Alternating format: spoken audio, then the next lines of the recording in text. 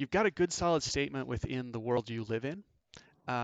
But when I hear it's hard for a digital influencer to make a living, I have it creates more questions for me. So how hard is it? Mhm. Why is it hard? And what does make a living mean to them and to you? Um, and those are the kind of the elements that come together to help identify how big of a problem is this.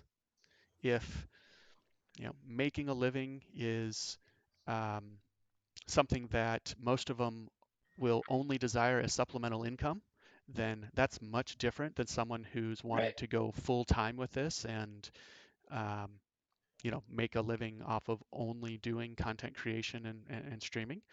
And that also further defines your customer. Is one of those the Right. best customer for you right now? And are you really focused on building the best possible solution for their problem?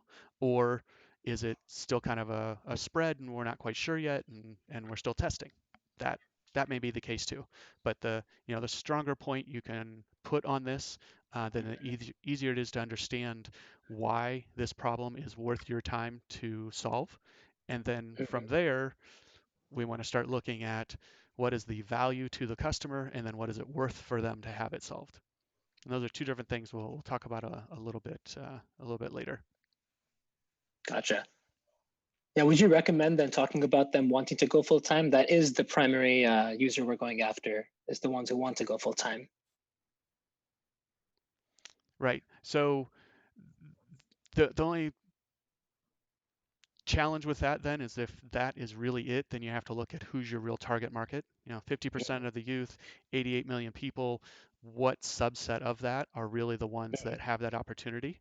Um, and then also, contrasting that with something that we understand with something like becoming a professional sports athlete. You know, Mhm. lots, and I don't know what that comparison is now. And I think I've read some stuff that's flipped, right? And it's even different in different countries. Where Yeah. at one time, if you were to ask um, the youth, what do you want to be when you grow up? The sports athlete would be very high on that list. And we, of course, know that there's very little chance of that actually happening, but it does for some. And it's Mhm. great to aspire. And we have, a lot of infrastructure in place to help. Um, help them build out those skills and get support and have an opportunity to create that. But then we Mhm. also have a lot of backup as well that says, hey, just in case that doesn't work out for you, here's some other skills you should be acquiring along the way, just in case you have to go get a real job. So, what does that look like? What has changed? Some of that is kind of the timing aspect. That's an important question on, why are you doing the startup now, and giving some um, context around that for the group that you're talking to could help along those lines. Um, the ones wanting to go full time, then yeah, that makes sense. That's their job. They're going to be Yeah. putting more resources into that. But then also for me, that begs the question on when you talk about today's youth, then where does that fall? Because I mean, technically, if that is a full time job, then you'd have to be 18 and older. And is Right. that really the market? And so just all those little pieces that kind of come together to think through and tell that Mhm. complete story around um, the opportunity that you are addressing and then the actual problem that they're having.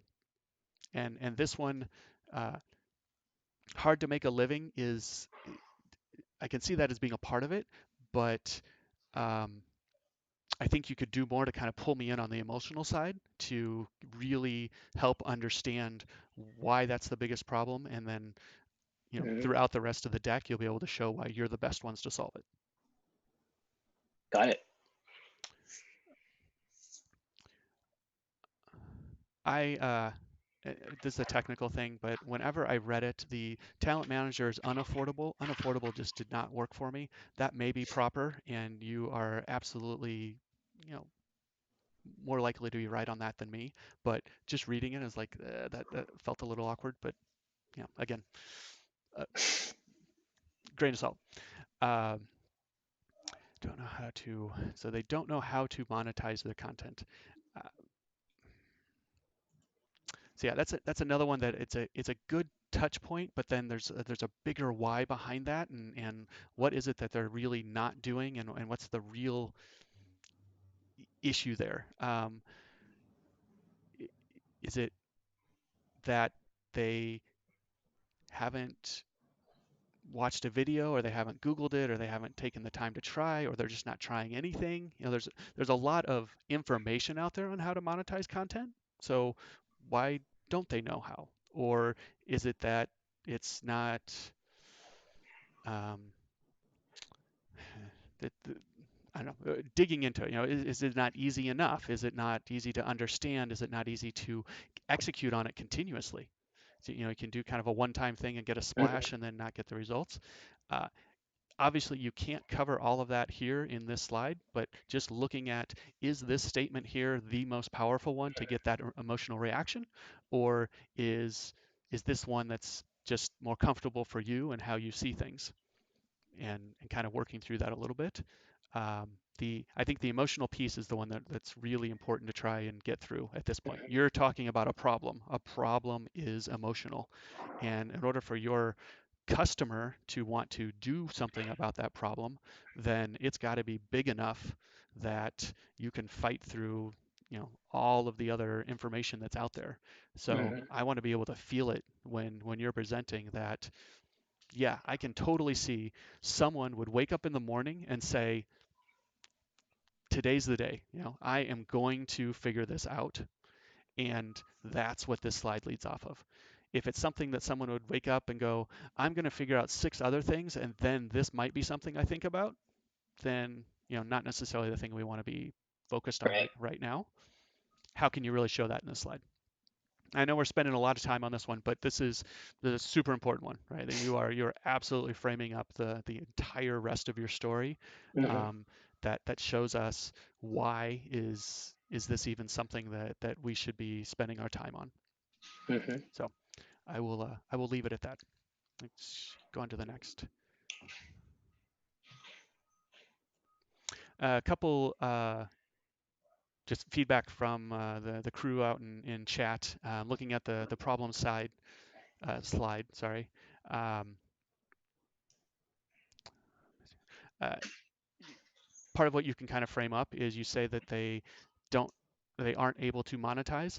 What does that look like? What aren't they monetizing? I mean, are you expecting everyone to become a ninja where they're missing out on, Hmm. millions of dollars a year, or is that, something less? And again, that's a little bit talk of, it doesn't necessarily have to be dollars. It could be something you could relate back to, um,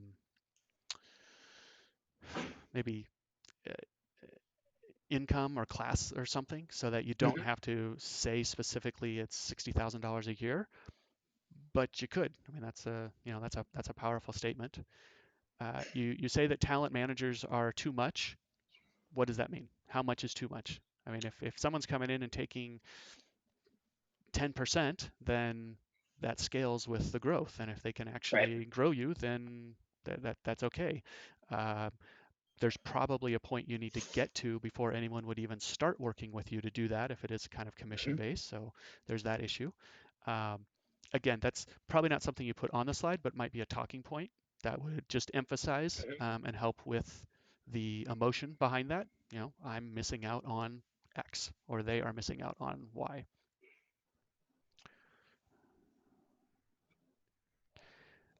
And then another point, Right.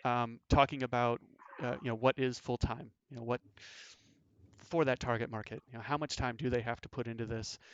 And we all know that that's not just on screen time, right?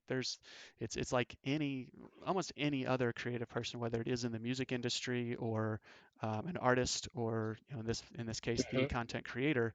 If you are a streamer, that is a part of it, but then you have all of the engagement and um, community building that happens outside of it. And really, ideally, of course, that is a team, but that streamer is probably going to fill all of those roles initially.